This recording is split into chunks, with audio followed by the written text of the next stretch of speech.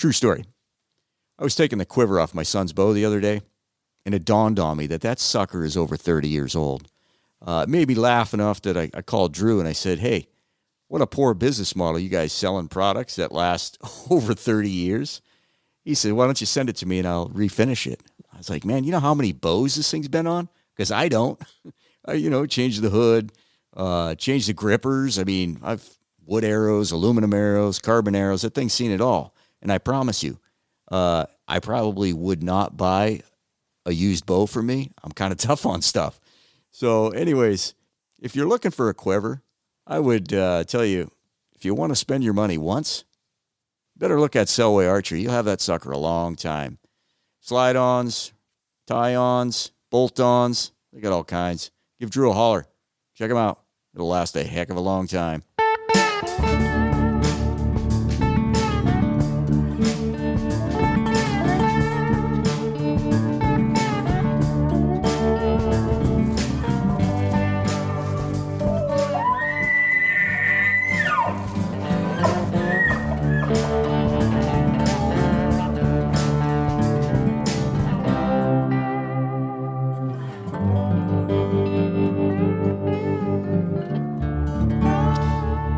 What's going on? Welcome everybody to this week's episode of the Stickbow Chronicles, brought to you by Blaackwidow Bows.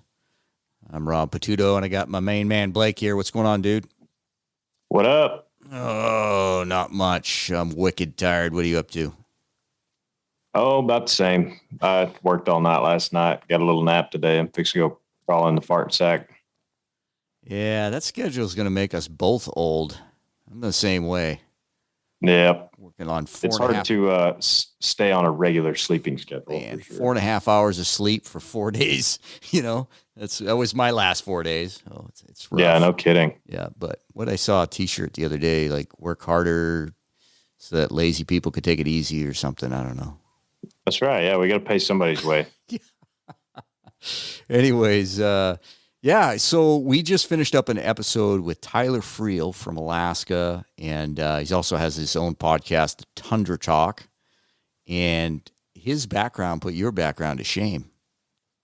It did, and we are referring to his background on his webcam. He's got like 8 doll sheep sitting behind him. I just got a few measly little whitetails. A little jealous. You got a mule deer there too. Yeah, I got a couple mule deer in here. Yeah, Dad, but it was good catching up with Tyler. He's been on the podcast a couple times, and I like talking to him about spring bear hunting. Him and I do a lot of similar stuff, different regions, but we dove into some of the politics and what's going on up in Alaska with the attempted closure of some federal lands for hunting. So that's kind of what's in this episode. Yeah, we hit a little bit of everything, I feel like, but no, I've talked to Tyler on and off for, I don't know, 3 years now, and always a super good dude. He writes a ton of really good articles for Outdoor Life. So make sure and check those out. We kind of hit on that in the episode, but yeah, no, I enjoyed talking to him and talk some bear baiting stuff, and yeah. Yep, pretty much went around the horn. We had a lot of topics. Yeah. So did you finally get your arrow set up? Finalized on your Widow? Yep. I'm good to go. And matter of fact, I'm going to go out in the morning turkey hunting. So not like really prepared for turkey hunting, but I'm going to go out and see if I can stir something up and then go hit a 3D shoot in the afternoon. There you go. Yeah. Try not to suck. What'd you finish with? Let's see. I'm so tired, dude. I can't even think straight. Black Eagle. You tell me. Renegade. Rampage? Yeah, let's go with a Rampage. Thank you. No, they have a Renegade too. Yeah, no. So the Rampage, 25 grain collar, 50 grain insert, iron will, and yeah, they're flying really good. And then trad vanes, 4-inch trad vanes, flying really good. You're shooting 350s? 350s, yep. Yeah, they are really, really flying good. So.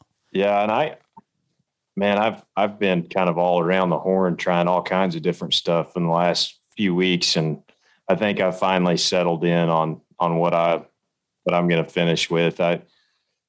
400 spine deep impact with 300 grains up front, about 31 inches in length, and then not sure what I'm going to do on the back just yet. But I know everybody's going to tell me that shouldn't tune out of my bow, but I will send you slow-mo video that begs to differ. No, I'm over here shaking my head. I've seen it; it works. But in my it's head, crazy. That's 3 bows in a row that have tuned that way for me, and it's something to do with my release, or I've got different theories on why that is. But man, they come out of there and they're just like freaking bullets. So, but they're about 590 something grains finished weight. My point on is about 35 yards. So that's right in there where I like to be. I worked with a couple of different setups, other setups. My point on, either my point on was too far or the arrow was just a little bit too heavy for me, and kind of settled on this. So, 225 grain Snyder core point with a 50 grain weight on the back of it and 25 grain collar. And I'll shoot the solid wides, and a little more FOC than I'm used to, but they're flying good. So yeah, actually I'm a little bit under what I'm used to as far as front of center, but I don't know. They're flying great. My mind's getting dialed in to them. And I think I got a couple dozen, making up a couple dozen. So I'm committed for this year anyways. I just pulled the trigger today too. I ordered 2 dozen. So I'm pot committed at this point. You're all in on 2021. Matter of fact, I've got a 11 350 deep impacts that are uncut shafts. If we don't want to make this a classifieds podcast, but anybody wants deep 350 deep impacts, holla at your boy. Wait a minute. I think that's what my buddy shoots. We'll talk later. Okay. You got anything else? That's all I got. Dude, I got to hit the rack. Let's big thanks to the sponsors, Kifaru International, The Footed Shaft, Selway Archery, Backwoods Grind Coffee Company, and of course, Blaackwidow Bows. Really appreciate everybody listening. Been a lot of fun. It's been a great ride. If you like what we do here, leave us a review and share it up with your friends. Yeah, only your cool friends though. No, I'm good with non-cool friends and nerds. That's kind of the ones I relate to. Yeah, I like Cody. I guess we let him on there. All right, man. Enjoy the show. You got anything else? Nope. Let's get out of here. Roger out. Hey, Tyler, what's going on, man? Oh, not too much. It's good to see you. I hadn't talked to you guys in so long. I kind of felt like I got voted off the island without my knowing it or something. I brought you back. Maybe I just been shooting too many bang sticks or something. Oh, you know what it's like. You get like inundated with people requests for, like, hey, you got to get this guy on. You got to get that guy on. I could do with these one a day and barely keep up. So good to have you back. Yeah, man. No, I'm happy to be back, man. It's good to catch up with you guys. I think it's good timing too. The weather finally kicked over and snow's starting to melt up here finally. So, dude, it hit 70 today. I was rendering like bacon. It went in the matter of like 3 days. It went from getting to 30 below at night up to like in the high 40s during the day and sunny, and literally like the first day it was like in the 40s and sunny. It's air conditioning on or like heater off in the truck and windows rolled down. How many days did it go from that? It was a matter of just a couple days. Like, and that's how it works. It's not uncommon. I'd say from my experience. I mean, it'll just hold cold, and then finally like something happens and it flips over, and all of a sudden it bumps up 20, 30 degrees during the day on average, warmer than what it has been, and finally stuff's melting. That's taken a while, but we're getting there. Well, for people that don't know, tell everybody where you're located at. Then it'll make sense. In Fairbanks, Alaska. Right on. Yep. we got a ton of daylight now, and spring's kicking off. Everyone's starting to go into panic, get shit done mode. Yeah, you can tell you're from Alaska because your background's scoreboarding the crap out of my background right now. For those who can't see, Tyler's got quite a few doll sheep hanging in his little man cave there. Yep, got to spruce it out. Got to cover the bad like mudding and taping job I did somehow. Dude, it'd be way cheaper to get a good taper in there than it would be to mount all those doll sheep. Just pointing out the obvious. Yeah, it wouldn't be the first time I went way out of my way unnecessarily. Is that how you sold it to your wife? Oh, look at this wall. We need to put some dead animals on this wall. Oh, man. That's funny. No, but that's a good idea. If that's the case, I'll start going around my house with a claw hammer and knocking holes in everything.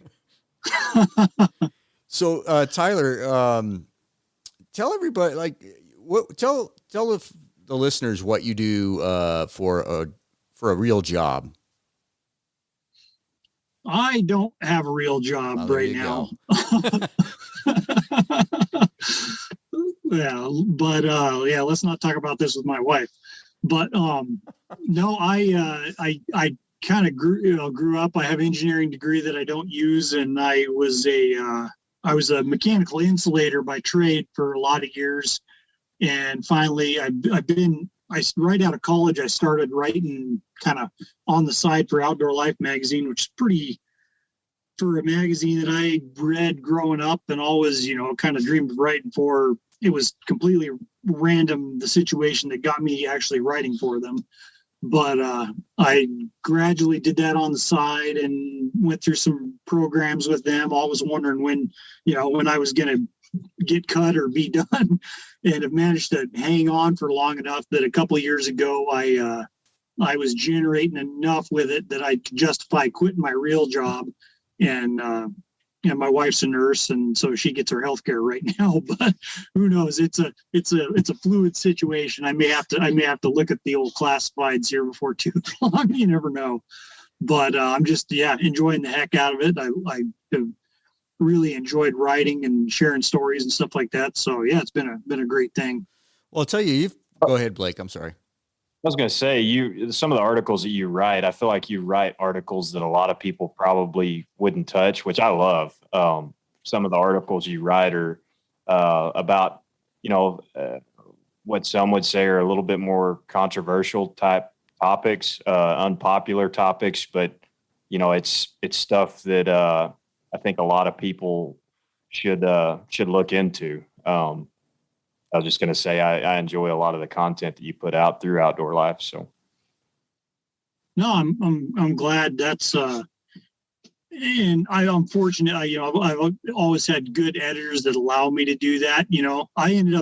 What you end up getting is usually the filtered down version of what I send in, which is okay. So, a lot of times I'll hold no punches, knowing that my editor knows the appropriate amount to throttle me down to an acceptable level.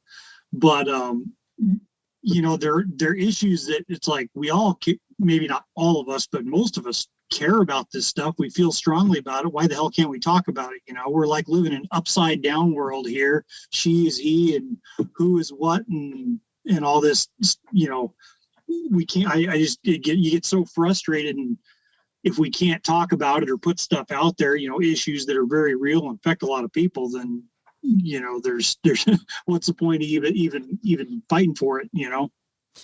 Well, and I think a lot of the problem is the people who have the biggest platforms sometimes don't take advantage of that. And as far as talking about some of these topics, and we'll kind of segue that into Rob, if you're ready to talk about the caribou stuff. I just wanted to add, kind of echo what Blake said. Outdoor Life hasn't been on my radar for a long time, and what you write about, I am amazed that makes it into the magazine. So my hat's off to you. I think you're doing a good job bringing those subjects to light. So yeah, no, take it away. But No, yeah. The let's talk about a little bit of what's going on up in your part of the world right now with the closure of that land up there to caribou hunting. Why don't you just kind of give us the skinny on all that? Yeah. In a nutshell, what ends up being a very like a long, drawn out, and complicated situation, so to speak.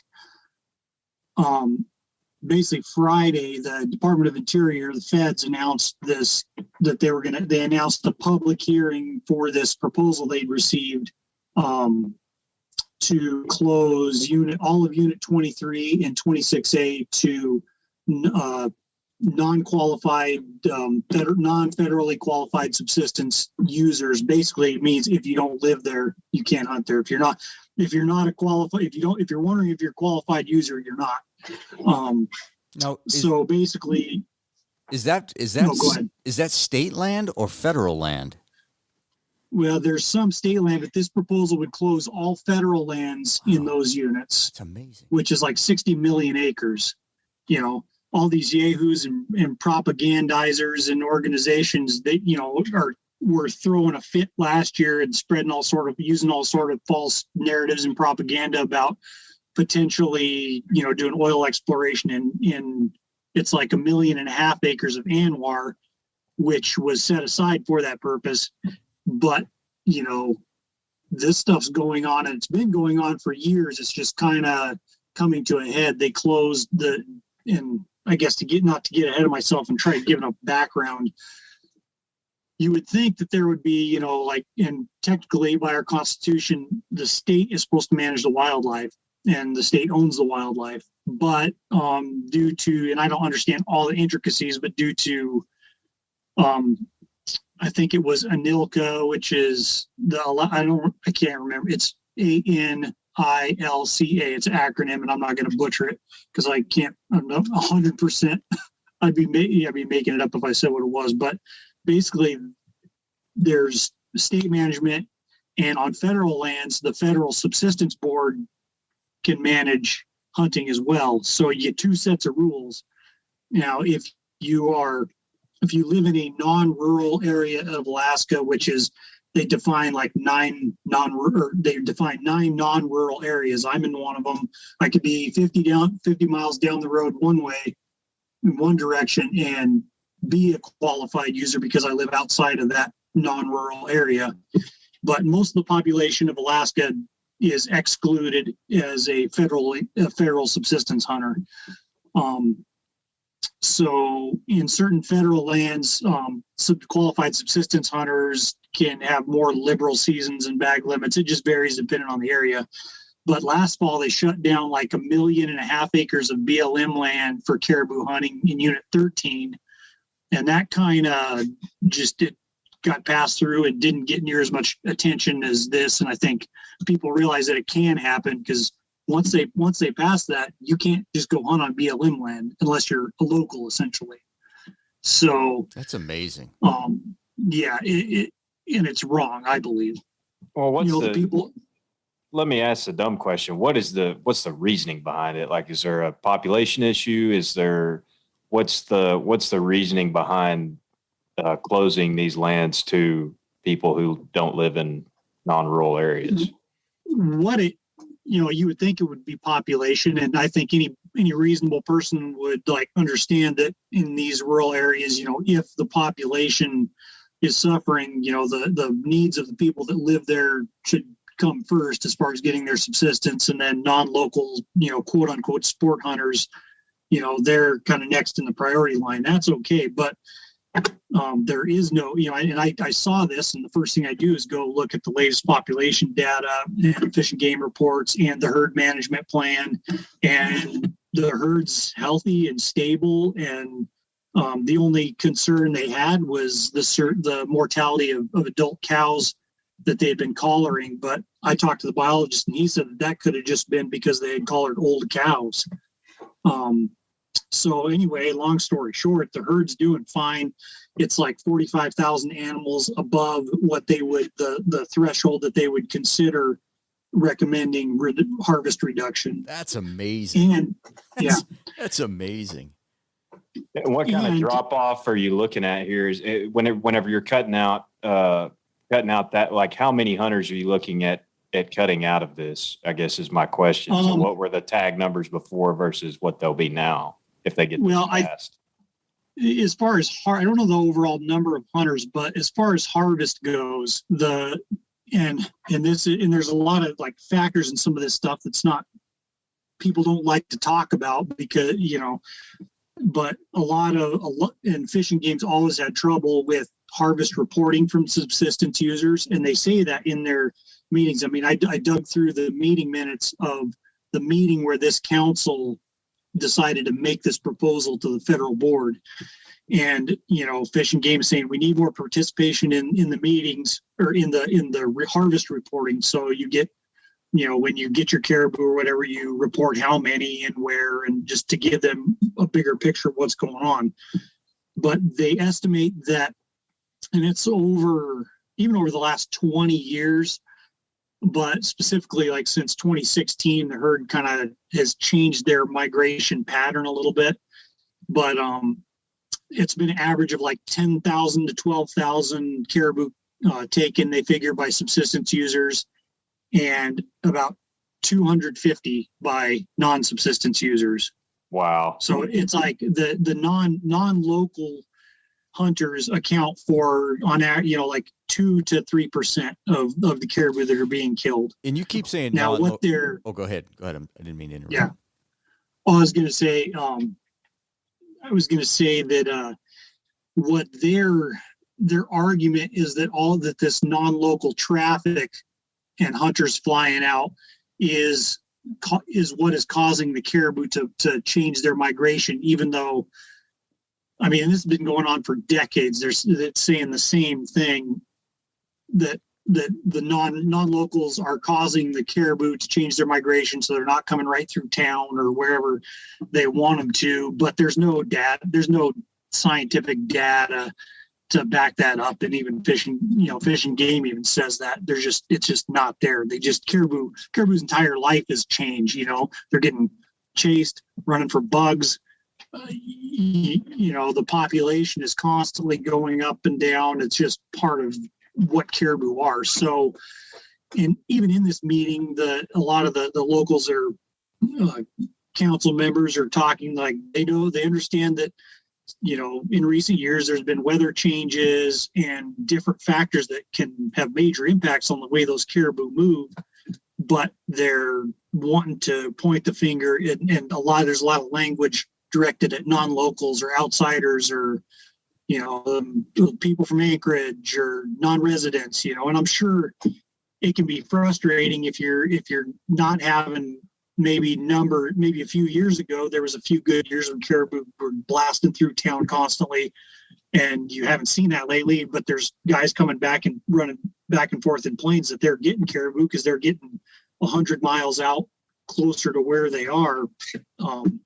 I can kind of understand those feelings and maybe resenting non-locals a little bit, but what it boils down to is it's all, it's just a user issue. It's not anything to do with the health of the caribou. Yeah. No, and I was going to say, you kept saying, using the term non-locals, but I just wanted to make sure, and you did throw in non-residents as well, because this would affect non-residents. Yeah. Yeah. And because it Go ahead, Blake. Go ahead. Oh, no. So what can people do, or what would you suggest, or what's the path this is going to take? Well, I think, being my conspiracy theorist minded Alaskan guy who we're always like in a lifelong mortal struggle with the feds for access and being able to use our lands that we have up here that they've just kind of got with an iron fist. This is a pretty short notice. They announced this meeting last Friday, and the meeting is Friday, April 23rd, 5 to 7 p.m. or until the end of commenting. Basically, this meeting is to receive public comment, and there has been an update, but until I think it was last night, they made this announcement. But until then, calling into this meeting was the only opportunity the public had to comment. And in theory, the meeting would go as long as the public is continuing to call in. But I don't know. It seems kind of slimy and shady to me. I think the feds are a lot of times complicit with trying to get stuff like this passed through because they get closer to their end goal of reducing the number of people using the land. But that's just my opinion talking. But the meeting is April 23rd, 5 to 7 p.m., I believe Alaska time. I have some Instagram stories on my page that I've saved with like swipe up links that should still be working to like the announcement and all this. And they have just announced also that they are going to accept written comment, but from today through whatever the 20th is. Let me pull it up real quick. Written comment, would that be via email? Yeah, via email. It says, due to a high level of public interest in a temporary special action request submitted to the Federal Subsistence Board, there will be an opportunity to submit written comments on this request during a 5-day comment period, April 16th to 20th, 2021, in addition to the already scheduled hearing.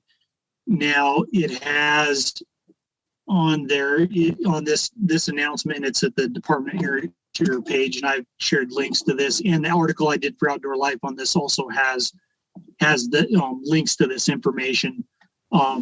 We'll peel it doesn't through that. Specify. We'll peel through that, but if you can boil it down for us to where the emails need to go, and I'm like, the easier you can make it for people, the more comments that we can get. Yep. So the only email given to this, and I'm assuming that this is where they go, is for the acting policy coordinator. And the email is for Robin Levine. I'm assuming I'm pronouncing that right, but it's ROBBIN_LAVINE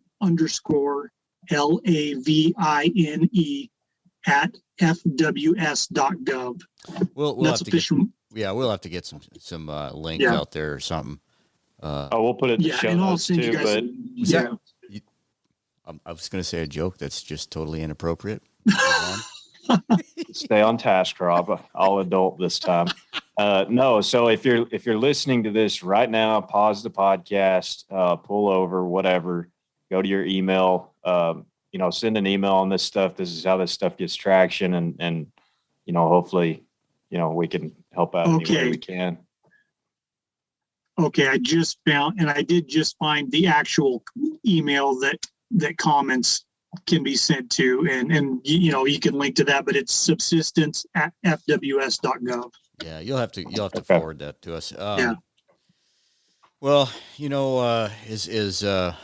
as crazy as the year has been, I feel like we've been able to, we collectively as hunters and anglers, been able to get some good information out there quickly. So thanks for getting on top of this stuff.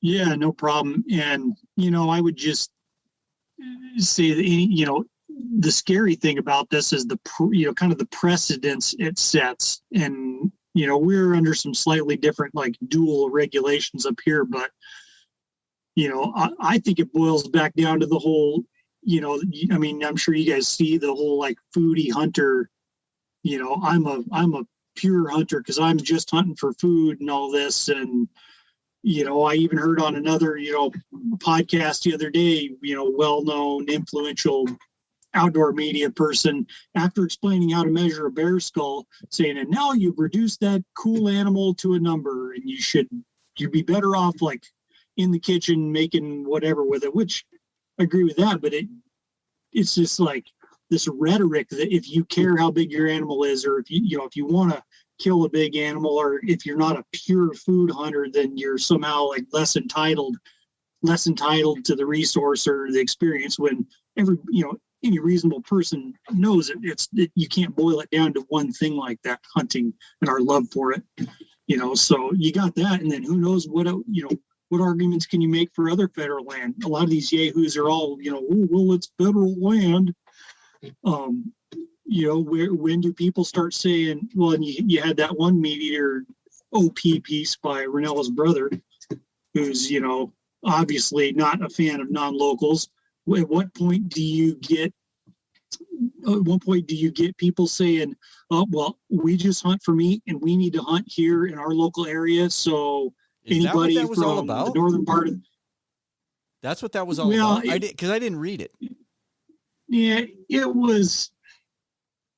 it's basically his argument against like the 3R initiative for for maintaining and increasing hunter numbers, and something. Yeah, and reactivation. And it's like, basically comes across as just being stingy, a guy that doesn't like all these people crawling over this public land hunting spots after, everyone's been preaching public land for years and years and years.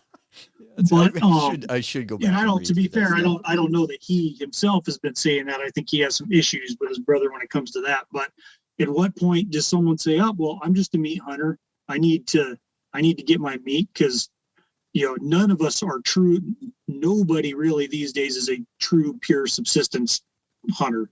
There's a lot of people that live in town that eat a lot more moose meat and caribou meat than some of the people that live in rural places, and vice versa. Like, where you live has no bearing on whether, how much meat you're eating, et cetera. But yeah, if you're like, I grew up in southern Colorado, when the people down there start saying, oh, well, this federal land we hunt just to get our meat on, these people from Denver, they don't need it. They're just sport hunters. Where do you draw the line? It's like a pretty scary idea and precedent that is just happening out in the middle of nowhere up in Northwest Alaska. But yeah, you talk about, that is actually, they use the term all the time, dividing hunters, but that would actually be dividing hunters. Oh, it is. Yeah. And just the rhetoric, like whether it stems, and everybody's different and all that, but, maybe sometimes it stems from everybody feels a little jealousy. Maybe, if you're seeing, non-local guys come rolling out of your honey hole with a bunch of, big moose racks or full of caribou racks or whatever, you don't have to hold on to that, but it's natural to be like, those guys. Goddamn Texans. Yeah. Yeah. Them Texans. But if what I'm saying makes sense, it's a scary deal, and it's like, it's happening. There's like, there was some Canadian magazine published some article about how food hunters needed to basically cut ties with trophy hunters because, and it's like I said, it's upside down world. So well, I don't know what to do. Yeah. You know what though? Put yourself in the other shoe. Like, so if, you were qualified as a substance hunter, it would be pretty easy to go, yeah, that's right. That's right. You guys need to back off. This is my area. It would be. I got to be honest with you. There's a part of me that would be like self-serving.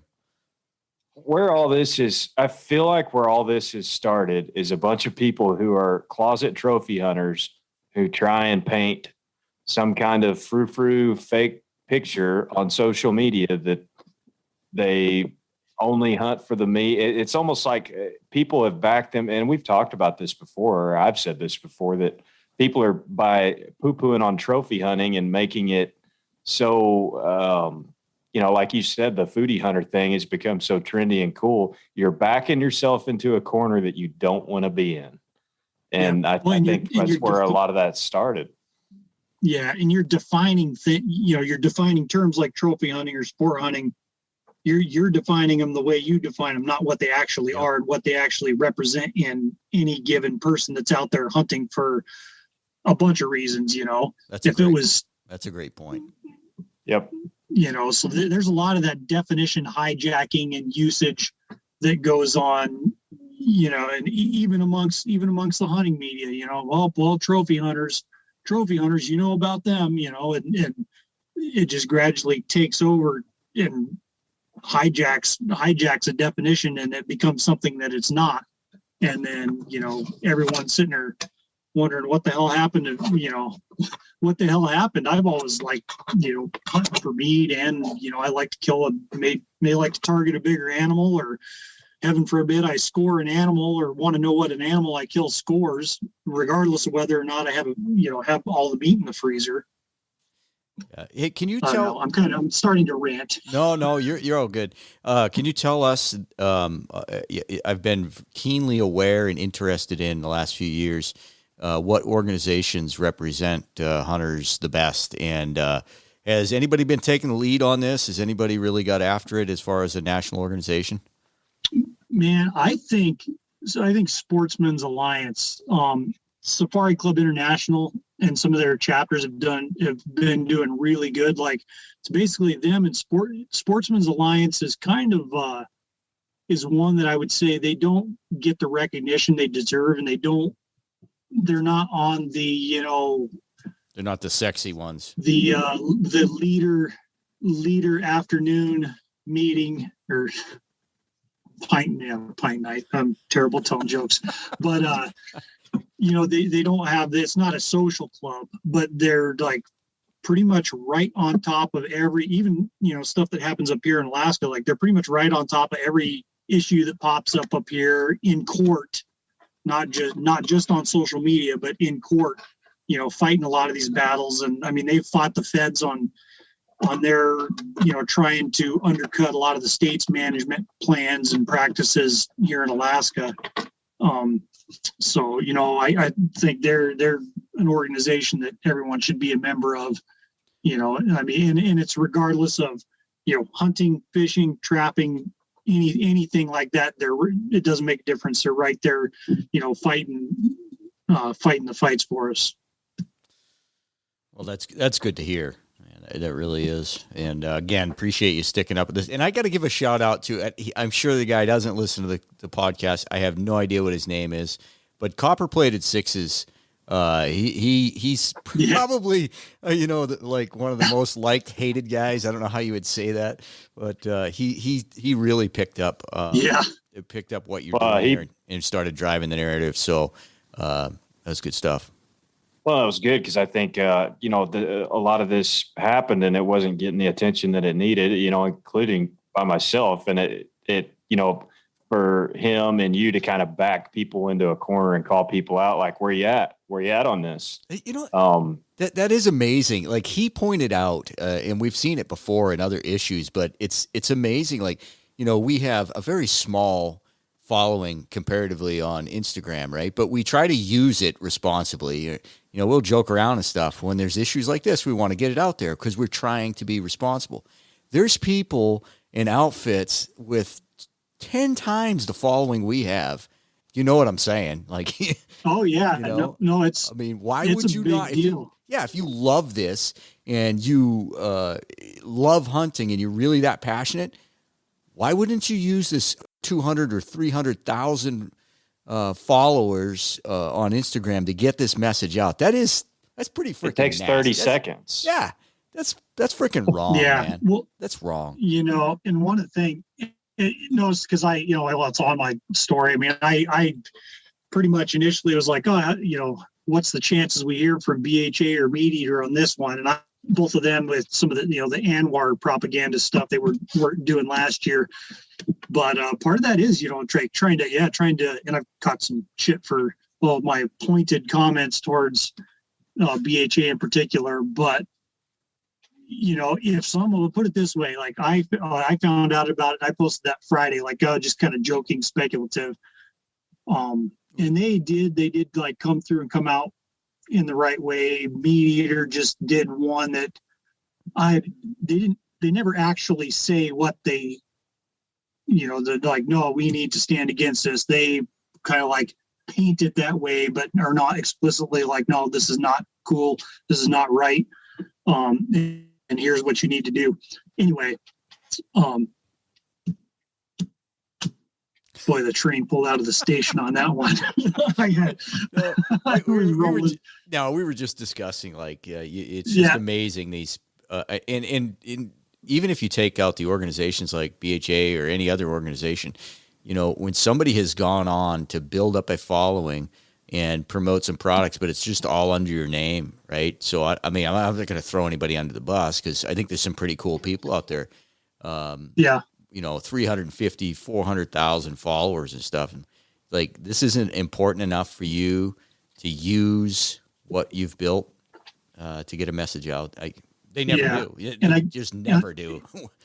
Well, and that's the thing is I don't think there's anything wrong with trying to better yourself or trying to grow a following or whatever, like that's cool if that's what you're passionate about, whatever. But don't forget, don't forget why you're doing it. I guess you know, if you've got that kind of platform, you built it up, you know, use it to do some good in the community too, and give back. Yeah, and I can't expect everyone to be able to stay on top of every issue. But ones like this, like what chapped me and why I kind of was started with a provocative sort of attitude was, if one rancher in Montana pulled a log across some access road to a 1 acre prairie dog town on public land, they would be all like, they'd have billboards and shit put up instantly. You know, and I'm like, this issue is not complicated. It took me 30 minutes to find all the population data and be like, yeah, there's no biological reason for this. And even the herd management plan itself mentions this like decades old user conflict that's going on, and that is an issue. And I mean, it's not rocket appliance. Like, you know, it's not that hard to figure out what's going on. And then, you know, and then once the meeting, someone dug up the meeting minutes, you read through that and you're like, yeah, I know exactly what's going on here. It's not complicated. I understand big organizations and, you know, media conglomerates got to make sure they're not going to piss off people who give them money. But, you know, at the very least, you know, something of this magnitude, you know, if it's a half acre of landlocked land and or outside of Bozeman, you know, it's a huge deal. But this is like, yeah, at least say something. At least, hey, this is an announcement the DOI made. We're looking into it. Like, we'll stand by for a statement or something, you know. Well, not to belabor the subject, but it does. I'll admit to a little bit of burnout, because this year has just been insane. It seems like every state, coast to coast, from, you know, Canada to the southern border, it's just been one crazy thing after another, and you just get wore out. I don't remember it being this bad in one year myself. But man, it's every week. It seems like it's something new's coming across somebody's plate, and you know, all we can do is try and keep the word out there, and you know, keep people involved. Because if you know, if you don't stay involved, you know, I may not hunt Alaska for another 10 or 15 years. I may never hunt Alaska, but you know, it's still, like you said, Tyler, it's the principle of the whole thing. And, you know, help out your brothers from the north up there. Yeah. And everyone that likes to travel up there, and just, you know, public land in general. See, you know, if there's a healthy, sustainable, huntable population, you know, is it public land or isn't it? You know, hey, and that's kind of what, you know, we got to get him and Drew Kohlhofer on sometime. You think that'd be fired up? Think that'd be a pretty? That would be. We'd have to delete it. Advisories. some advisories. We'd have to burn it. I haven't talked to Drew in a while, but it usually gets pretty spicy pretty quick. He's a spicy little guy. Well, funny. I can only imagine he's a Michigander, isn't he? So he's probably I can only imagine a year post doomsday. Well, I don't know. He's he's all about wearing masks. Hey man, so originally, before all this crap happened, we wanted you to get on and talk spring bear hunting. You getting fired up? Man. Yeah, trying to. It's gonna be a challenge this year. We just had a new little one, and so I'm going to be tight on time this year. But I'm going to find some way. I always find some way to make it happen and get some nights out there, and yeah, hopefully do good. I'm ready for it. I've been ready for it for a while. What kind of goofy ass weapon, or so are you going to kill him with a hatchet this year, or what's your plan?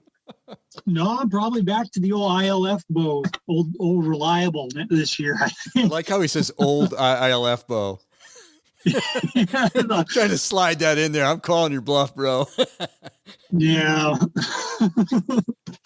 I guess, yeah, thinking of it in my own chronological terms, I have got a little goofy the past couple of years, but I've got it out of my system for now, sort of. Oh, you killed a grizzly with a stone point, what, 2 years ago? Yeah, yeah. And then you killed one with a flintlock last year, right? Oh, she was a cap lock. Don't get me in trouble with the muzzleloader crowd. But it was no, it was just a Kentucky rifle kit I built. You know, that was my the basically week we had quarantine, lockdown, whatever. That was my project, and that was a lot of fun. Used it all patched round ball and got it out of my system, and that's fun. I want to hunt with that thing some more, but I'm ready to just go back to bow shooting. I did kill a nice chocolate bear last year with a recurve. That was fun. That wasn't the picture. And then 5 minutes later, I killed him. Yeah, that was the one I sent you. Wow, that thing's a toad, dude. That's a mile between that thing's ears. Yeah, he ended up being the biggest black bear I've ever killed with my bow. I squared it like 7.2, and I'd never killed a color phase one, so I always wanted to. And I finally, he came lumbering in. I was like, holy shit. He was a big bear. I had to wait about 20 minutes to get a shot at him because he just flopped down, and he kept like flopping on his belly, like rotating more and more broadside. And finally I ran out of patience and ventilated him. But yeah, it looked like a good shot. Yeah, no, he only ran about 10 yards and just don't get any better than that. So are you saying he didn't go 20? Didn't go 20. There you go. That's funny. What'd that skull square? The skull, he actually, head size was it right at 19 or like 18 all? And 15, 16, wow. Something like that. Not quite as big as he really looks. He was huge body size though. But a lot of our bears, yeah, man, they just don't have the genetics and feed to get giant heads. Yeah, no. I mean, I killed one that was 21 or 20 and 15 16ths technically in the interior when I was 18, and I didn't know what I had. I'll never match that again. Yeah. He looked like he had a pumpkin head on there. It must have just been a fat head. Yeah, he was fat and, fat head and just a nice old boar, half an ear missing, all tore up, all tore up on the back of his neck, which I think is from sows when they're getting after cubs. I've seen videos of boars getting after cubs, and sows just jump on their back and just thrash them, and they don't care. So back to the old stick bow this year then, huh? Yep, that's the plan. I'm going to venture into 3-blade territory, try out those new 3-blade cutthroats. They're look pretty slick. Hopefully I don't regret it, but I think they'll be just fine. No, those are awesome. Awesome looking heads. Yeah. No, I really like this. I've always liked the single bevels because I can get them sharp so easy and just get them super stupid, scary sharp. But now I'm looking forward to trying those and just not have to worry about using some weird weapon or, if stuff's going to hit where I want it to, or if the gun's going to go off when I pull the trigger or stuff like that. What is your ILF setup? It's a bear's paw bows, not the cheap German knockoff guy, not the bear paw, but bear's paw bows. Neil Jacobson, out of Kalispell, Montana, makes them. He's kind of is a student of Paul Schaefer. Paul Schaefer taught him how to make bows and was a good friend of his. And his wood bow, I have a couple of his wood bows. His wood risers, they look a lot like the Schaefers. And last year, the bow I used was a wood, kind of a new recurve he had made. It's basically he used his wood longbow takedown riser and thinner or like narrower recurve limbs. So they end up being like a super curve almost. And they really are a nice smooth limb, and it's just the quietest recurve I've ever shot. It's really was a pretty nice bow that I was very happy with. But Yeah, probably back to my ILF. He has ILF, his own ILF risers machined, and I've used those for years and years and years, and really, really like those.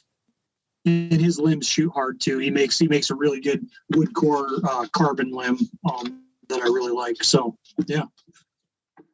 No, you're the guy who got me onto the bare weather rest. So yeah, and he turned me on, and he turned me onto that. And I've been telling Aaron for years to use that with the veins, because he, you know, back when I was using feathers and getting wet all the time and just got pissed, Neil, it was like, yeah, why don't you just stick a weather rest on that riser? And so, you know, you stick one on there and tune your arrows for it. And I quit shooting feathers like probably almost 10 years ago, and just would use veins. And I had been, until those trad veins came out, I had been using just the Plastifletch Arizona, pretty soft. The AAE Plastifletch Elite veins, I think they're a pretty soft plastic vein. And the trad veins are even softer yet. But Rob's just over there in Lala. He don't know.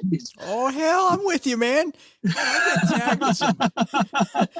Oh no. Get jazzed about shooting some veins. No, well, yeah, I shoot trad veins. Yeah.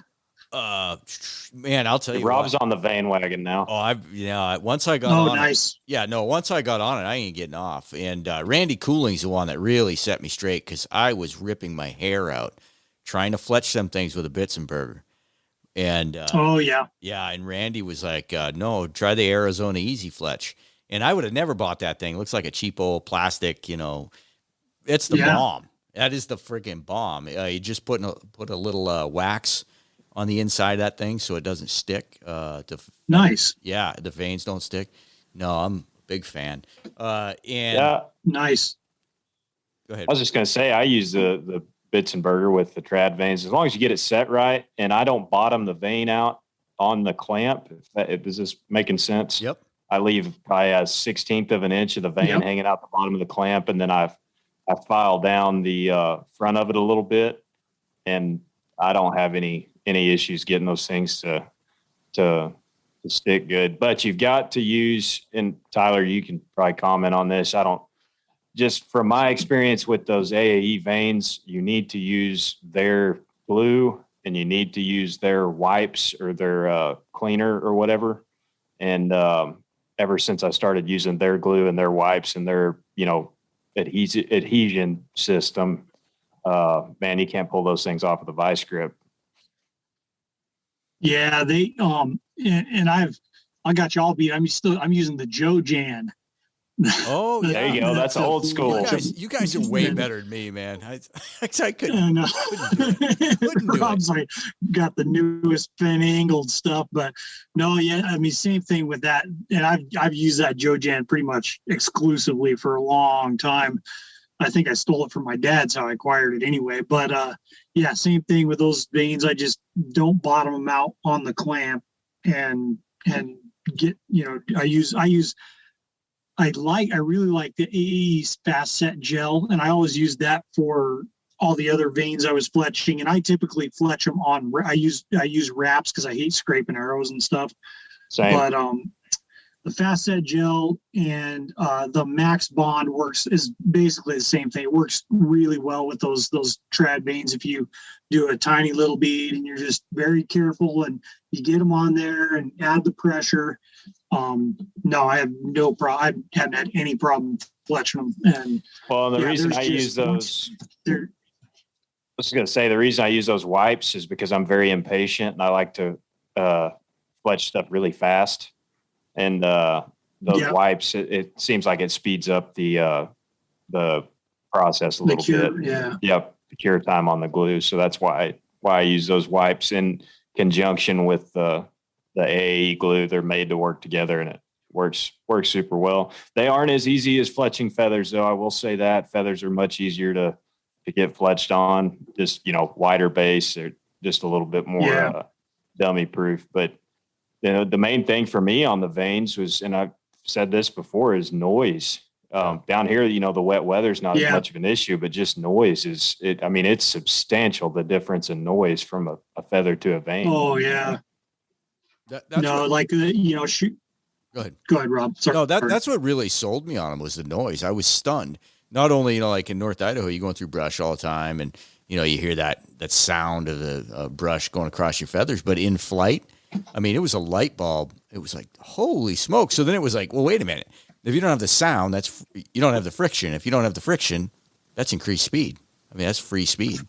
I agree. My point on will go up about a yard just swapping from feathers to vanes, just because there's not near as much drag. So my it'll maintain its speed a little bit further out there. So vanes will hit a little bit higher than feathers usually. Yeah. Yeah. Aside from just nostalgia, I mean, like what was it like 2 years ago or so that the whole the whole trad vane gateway feathers battle, but that dude really shot himself in the foot. You got to be kidding me. Man, it's marketing 101 there, buddy. Oh,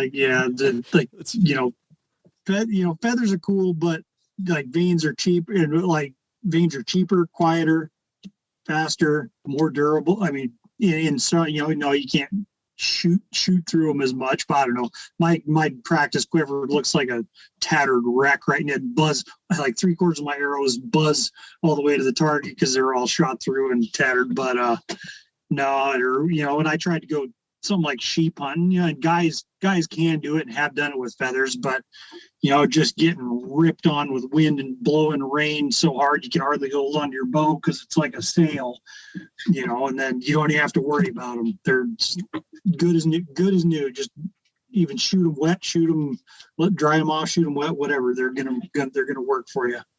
No, and I've seen a lot of people poo-poo on them because they wrinkle up, but I'm like, man, that makes absolutely zero difference. Well, if you can shoot the difference between a wrinkled vane and a non-wrinkled vane, you need to go shoot the world tournament. No, I actually thought that was a problem in the beginning because they do wrinkle, but I haven't seen any effect.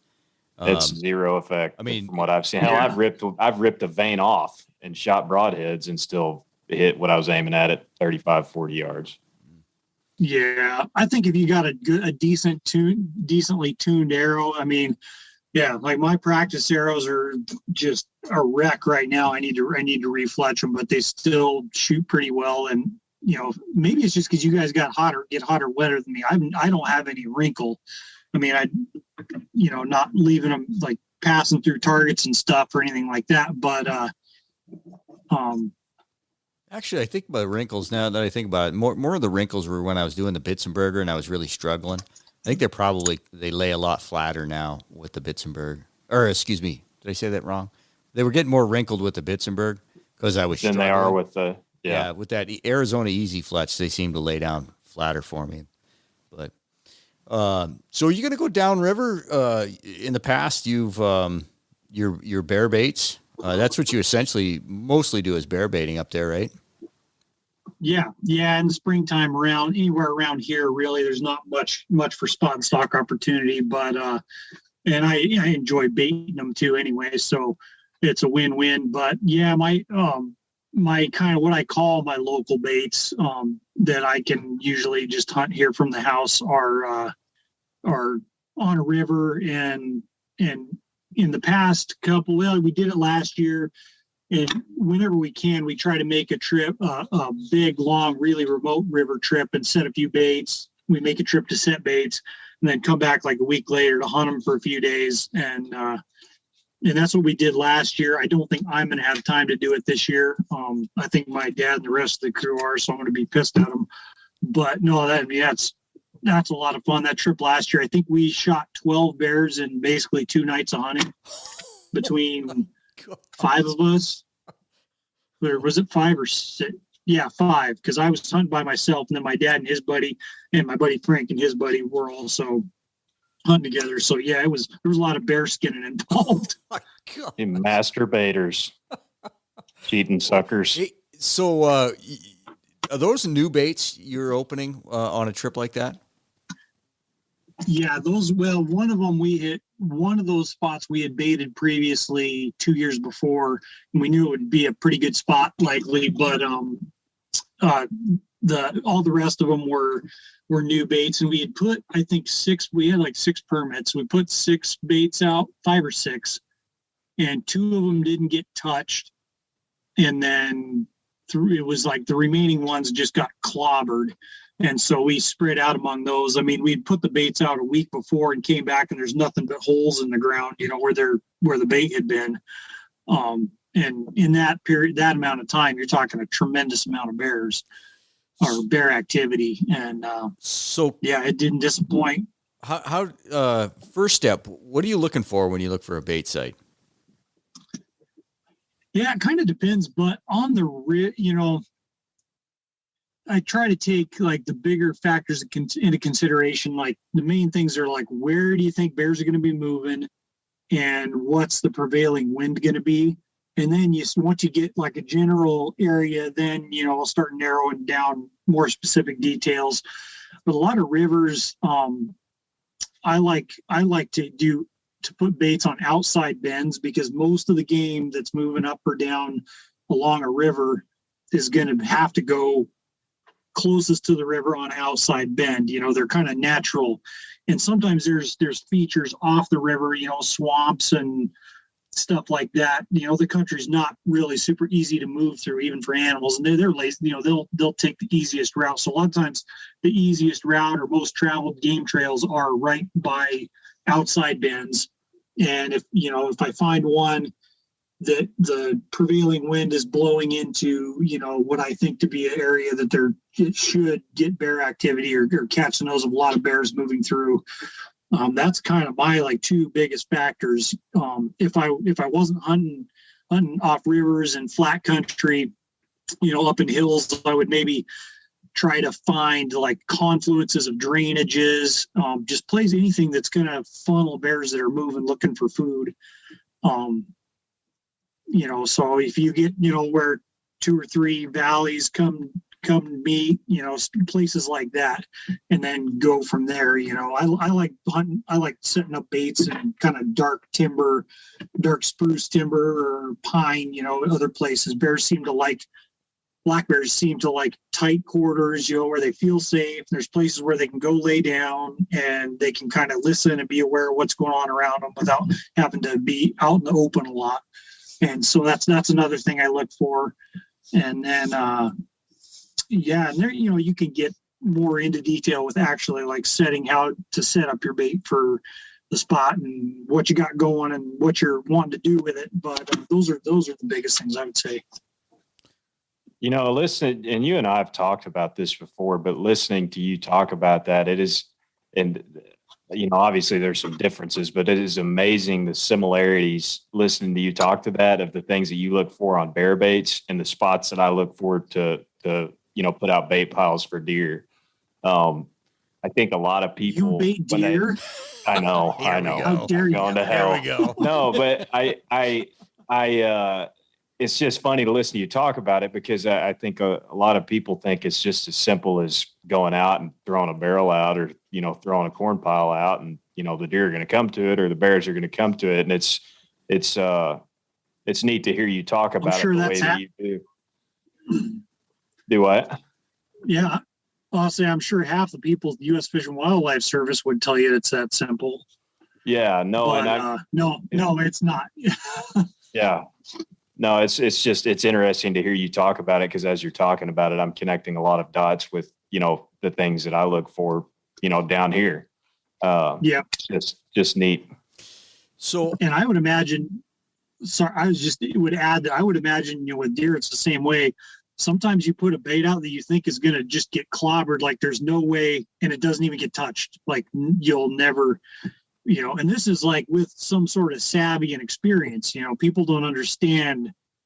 It's not, you can't just go dump food out in the woods and expect to have any sort of success. And I'd say, the vast majority, especially in any kind of pressured areas, then you got to start getting kind of creative. But people know, it's definitely not straightforward as people would like to paint it.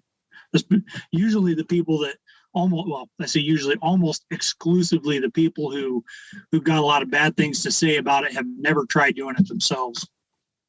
Yeah. And I mean, that's a lot of the same things I see. And I mean, you saying that it's not I've had bait piles a couple 100 yards apart from each other and gotten a ton of pictures of a specific buck on one and I won't get any pictures of him on the other one. It's funny how it's just not as cut and dry as I think people want to make it seem. And it sounds like bear baiting's I think it gets painted with a lot of the same brushes and a lot of similarities there. So.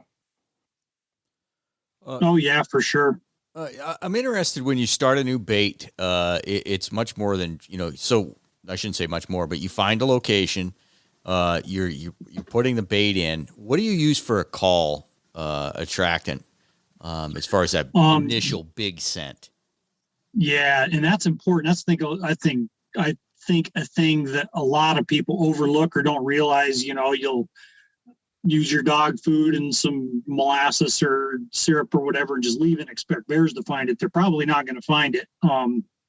That call scent is probably like the most critical. If there's like anything you're using or for your bait, having a strong call, I'll do two main things. I kind of grew up on doing is I like to save salmon or pike carcasses, like the heads and guts and bones and stuff that you can use for bait, and pack them in a 2.5 gallon or even 5 gallon bucket and pour a little water in there, seal that baby up and let her cook for a couple weeks. Like I just made I just got my stink baits cooking the other day. It's not warm enough for them to really get rotten yet, but by the time it's baiting time, they sure will be, and it'll knock buzzard off a gut wagon. But they're pretty bad. And then just for people to remember, it's check your regulations because it's not always legal. Like in Idaho, that would not be legal. I've used non-game fish before, and that is legal, but just be sure to check your regs. Yeah, no, definitely be sure, because there's, in some places there's things to use that are legal that you can't hear, but like the fish carcasses and leftover stuff, I'll make some sort of stink bait out of that. I like beaver carcasses. I'll either trap or shoot some in an area where I can, with a trapping license, I can shoot beavers in the spring. I'll usually shoot a few of them, 3 or 4, skin them, and then if you salvage the hide, then you can throw the meat away or use the hide for the rest of the beaver for bait. And bears love beavers, man. They're everything likes to eat beavers, and especially bears. So Blake's over. So whatever, put your mask back on, get in line. But you could see all the adults refrained, but not Blake. Continue on. Well, the tannery can shear and pluck them if that's your flavor. But anyway, the only other thing is I like to use a trap. Like I've been using a Magnum Martin trap and lure. It's just like a skunk essence based lure that's just nasty. It smells and it lasts a long time. It's a really like durable paste that you can put on trees and scatter around, and you can come back and stir it up, and it'll still stay stinky for long periods of time. But that's the main ones I do. I use some of the this company up here, Batum 907, makes quite a few products, and she makes a nasty boar line, which has a lot of stinky stuff too that I've used in the past, and it's really good too. But and I think it's kind of based off a skunky scent too. Do you ever play into the bear rut at all? Have you ever tried any kind of estrus scent or that at all? Really? Oh yeah, I even got my picture on a bag of what Jess at Batum 907 makes now. We started years ago using bear bombs. There are these like aerosol cans, and you get them for sow and heat, and we'd start using them in like late May. The rut's usually in June, but late May they start to seem to be sniffing around. And we used those, and then I've messed with some different gels and concentrated liquids, and Jess at Batum 907 had been making had made this stuff called Bruin's Brunt, which is like a crystal. It's a bag of like kind of scented crystals you spread around on the ground around your bait, so that and it's made to stick stick on their feet. So they track the stuff everywhere. And a couple of years ago, I'd asked her, well, if she could make me a batch of that, but with the sow and heat, estrus scent. And she did, and I've been using it, and it seems to work just as well as the spray stuff ever did. And it seems kind of gimmicky, but I've just had it work too many times where a bait was just kind of sitting there, and then either spray the sow and heat stuff or spread out this other sow and heat stuff, and then all of a sudden you have 2 or 3 boars showing up within the next couple of days. So now I'm sold on it. I think it's worth using. Yeah. So with this, I've got to try it because I'm hunting smack dab in the rut, and I've seen, on my cameras, I've seen obvious rut activity, but I haven't been able to capitalize on it. Now, yeah. With that scent, is it like because to me, it doesn't seem advantageous if that sow and heat scent is there all the time. So if you were sprinkling that on the ground, it's there for the next, 48 or hours or 72 hours, and you're sitting there for 6 hours. I would think I'd want some kind of spray bomb to try it, while I'm there. But yeah, and that kind of, I'm more of a all right, when I bait it, I'm treating the bait, and this is to get boars in the area. And sometimes they don't stick. Sometimes they might not stick around. They may stick around 2 or 3 days eating, kind of looking for this sow they keep smelling. But I don't view it anyway as like in person, I'm going to get a bear here by spraying this now type of thing. I guess my mentality with it is if they're smelling what I'm spraying right now, and that's bringing them in, then they're smelling me too. And, sometimes that matters. Sometimes it doesn't. I think getting bears into a bait for the first time is tough when they can smell you and you're there. I'm sure there's always exceptions to that. And I end up using what I'm I view it similar, and I'm not a real, a fan. I just never got into doing burns or anything like that. I'm sure there's times when they work fine.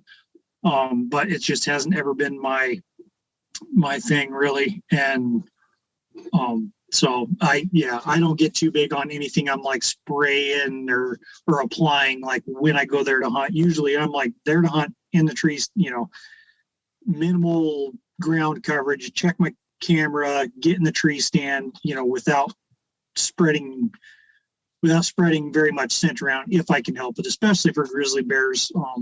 But I also use those ozonics, which are kind of another gimmicky sounding thing, but it's another thing that I've just seen them work too many times.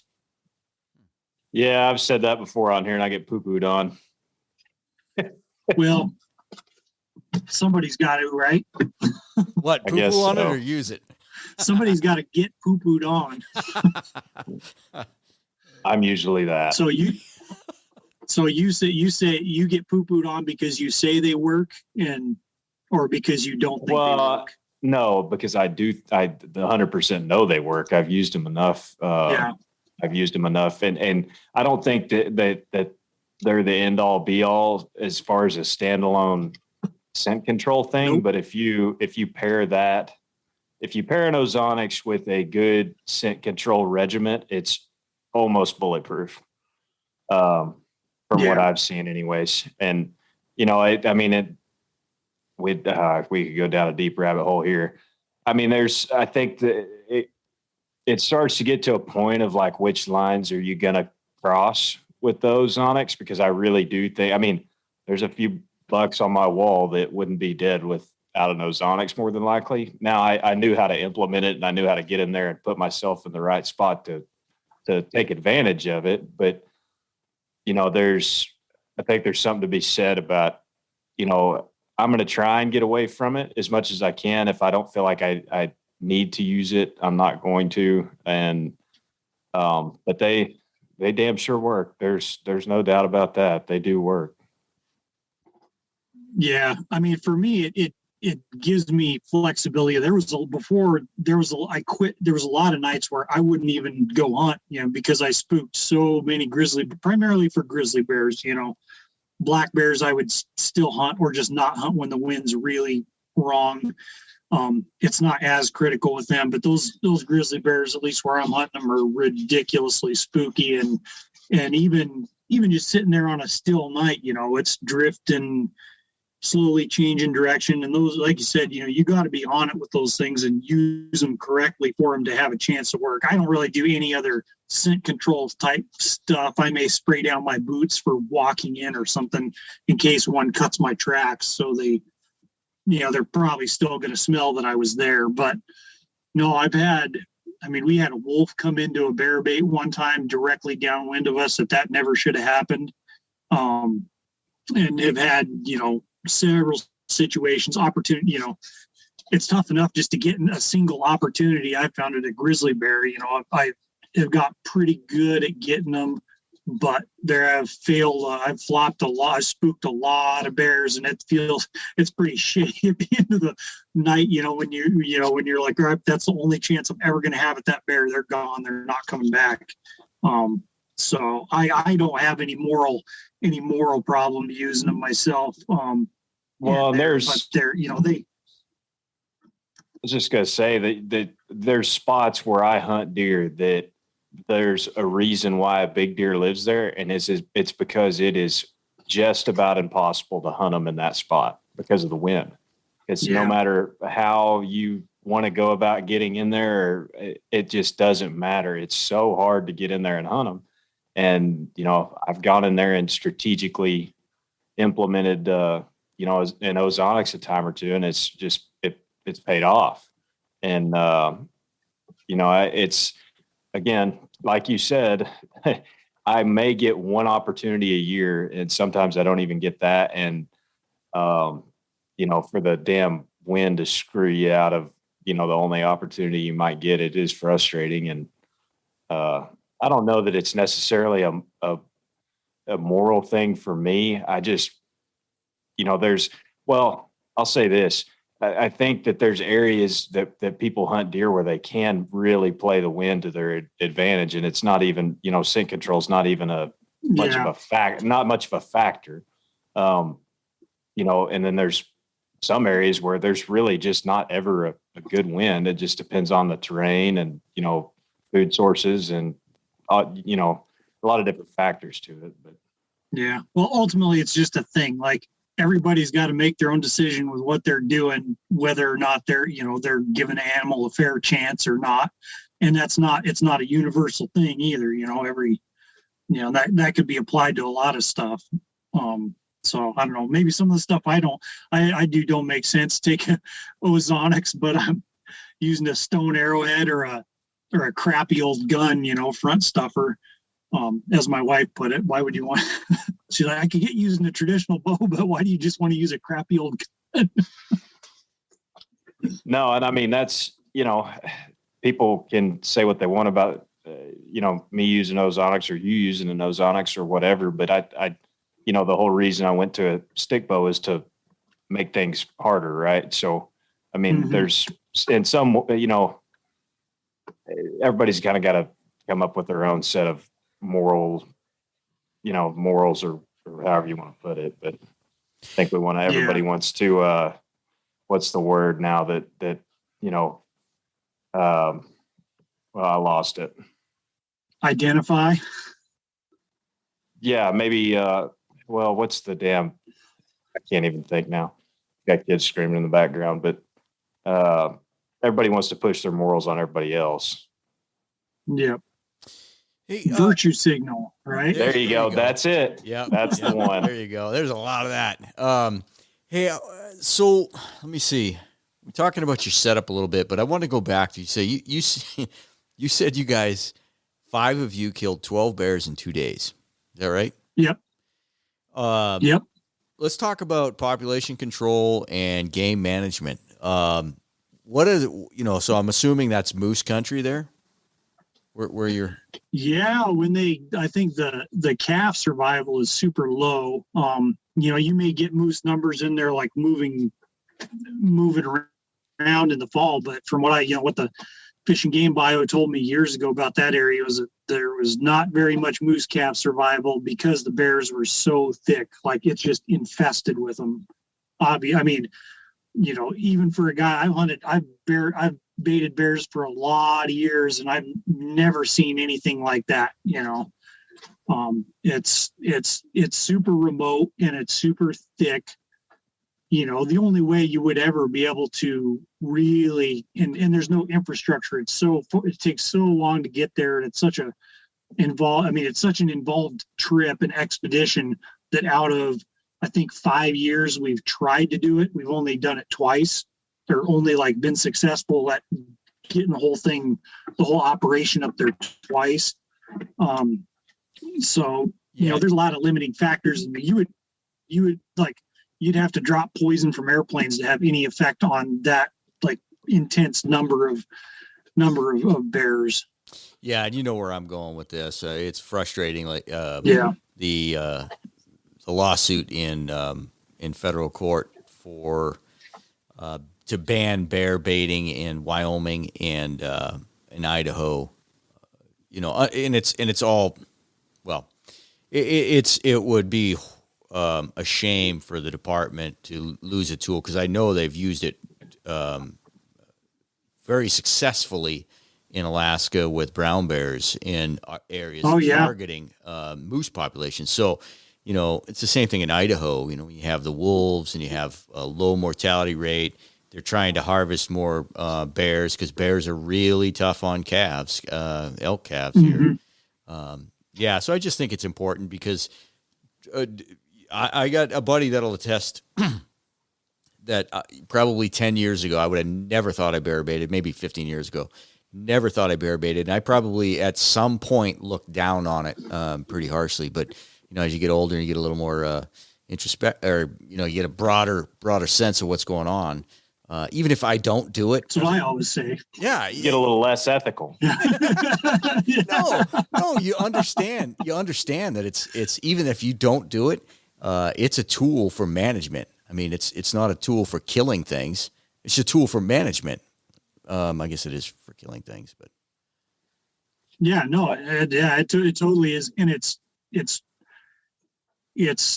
such a good and specific tool, in areas, even areas where they don't want to over harvest. It's easier to, it's easier to monitor and easier to be selective. There's just a litany of positives as far as using bears for bait. And there's just, it goes back to the similar type of issue with the whole, I'm a pure food hunter, so poo on you because you're a trophy hunter type of deal. It's all, well, I only spot and stock. It's, well, there are, that's assuming that this method is always harder and always more pure than this method.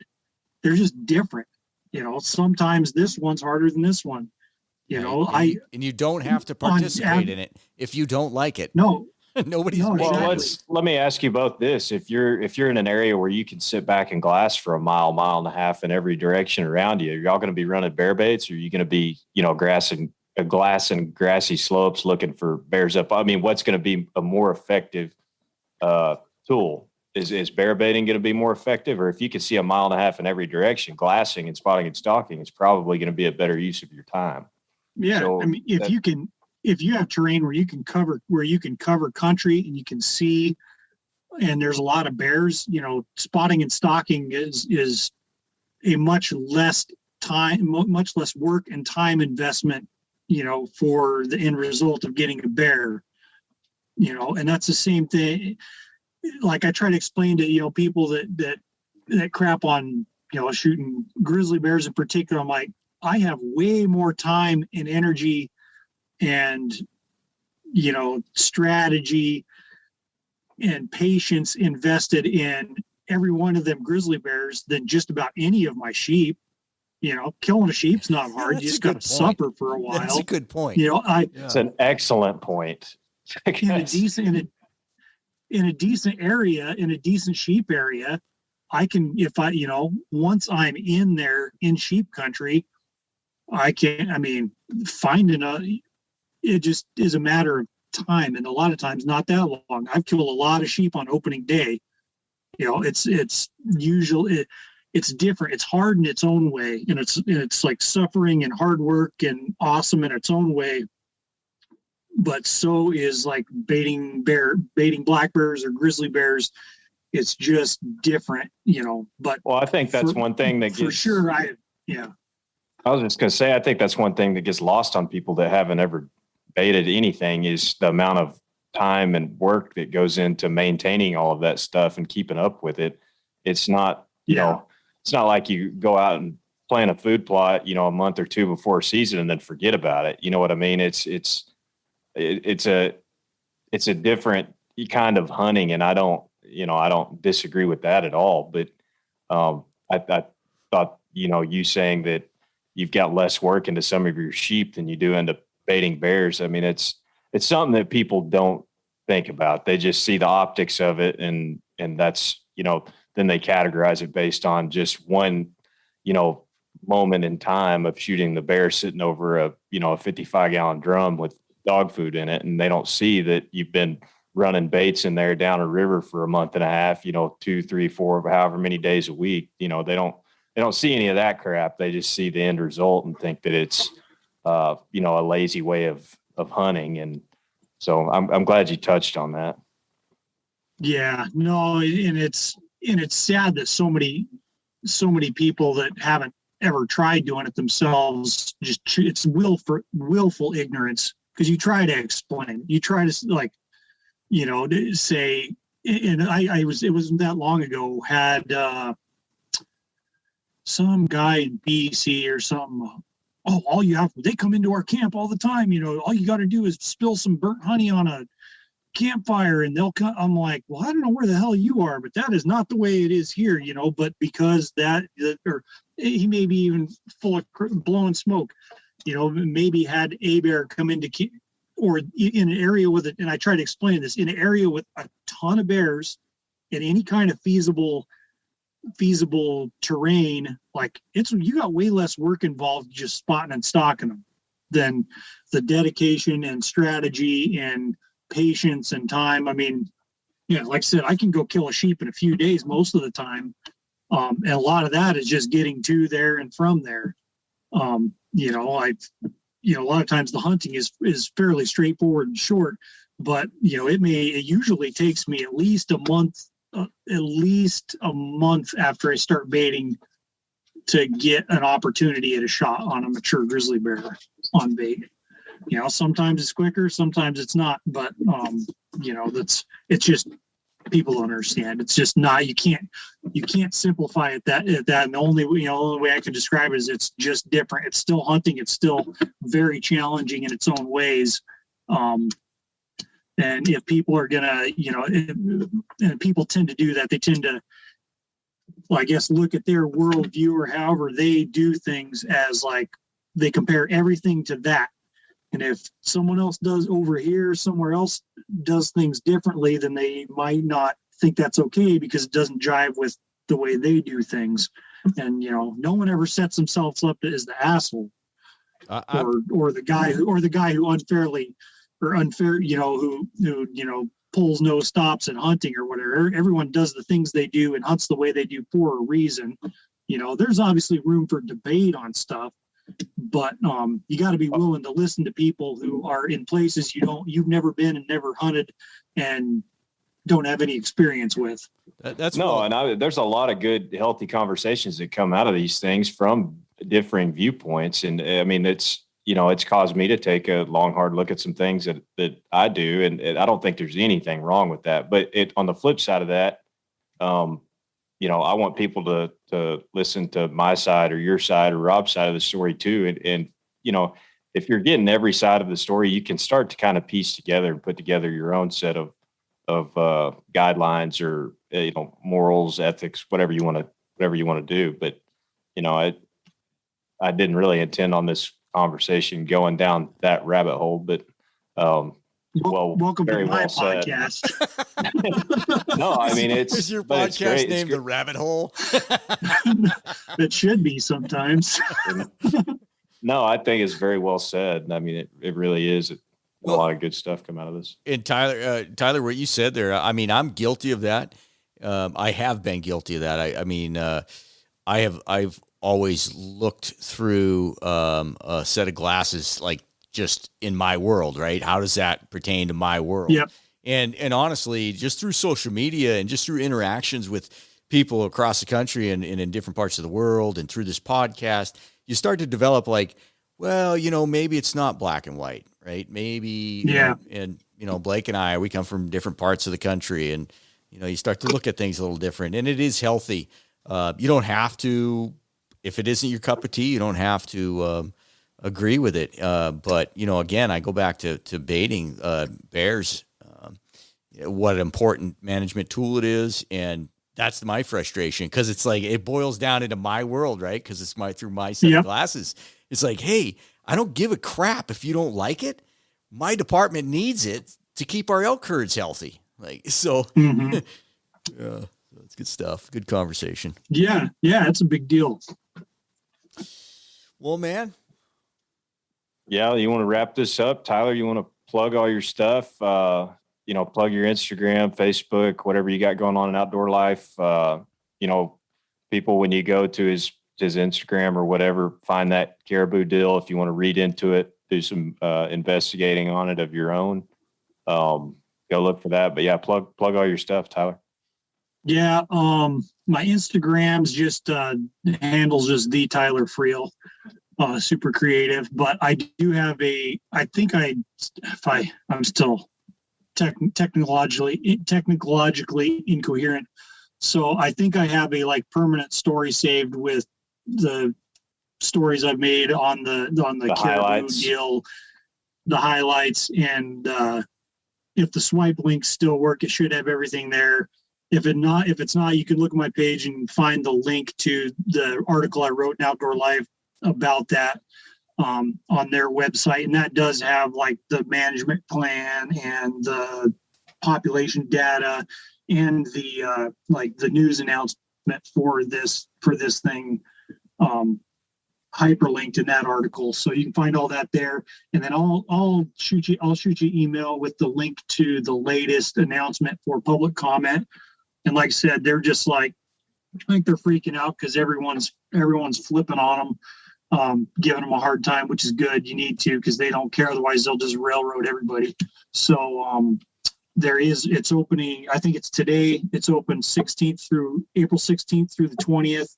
Is open to submit written comments to the Fish and Wildlife Service about this. And so I'll send you guys that link. And yeah, just let them know how you feel. And it's basically, what I'm going to tell them is that it's federal public land, and there's no scientific biological reason that they need to reduce the harvest, and that this is a people issue, and that they don't need to be. There's no logical case for closing these public lands to other hunters at this point. The impact is so minimal. So anyway, that's my soapbox about that. It's pretty important, but get on that, and then if you can, call into the meeting they have listed, the teleconference. It'd be nice to keep them up till 3:00 in the morning, listening to people just rip them a new one. So that would be nice. Aside from that, yeah, I'm on Facebook too, but I periodically have stuff coming up on Outdoor Life's website, and my podcast, Tundra Talk. Mostly covering Alaska stuff and just shooting the shit with other Alaska guys. And yeah, it's still live. It's still happening. So we're doing something okay. Do you have a permanent spot, Outdoor Life? You have a permanent column? No, technically I pretty much go, I'm working on assignments all the time, but I don't have a column. And which I don't, hopefully, if they quit doing print, at least temporarily, the company got bought from Bonnier, which is the publisher, by a new company, and they're just, if they pump everything into digital content and do a good job, then maybe it's a lot of stuff's up in the air as far as doing periodical print issues and stuff like that. So I'm just doing what I'm told, trying to make some money and pay some bills and stay relevant, sort of. But I have gotten quite a bit more work on it, and it's all available on their website. Cool. Well, cool, man. We appreciate it, Tyler. And, we'll get you back on soon. And we always, I hadn't talked to you since I came on board, but always enjoyed listening to you on stuff. So. Yeah, no, appreciate it. Great to chat with you guys. It's been a long winter. Ready to go get out and kill some stuff. Well, good talking to you, man. When's your baby due? We had him 7 weeks ago. Oh yeah, tomorrow. Man, that's a handful. He's on track to be about 8 feet tall, I think. But let's keep feeding him. Keep feeding him. You have a hard time finding arrows like you. Yeah, like me or worse, probably. The curse of the long draw length. There you go. All right, dude. All right, we'll be in touch, bud. All right, sounds good.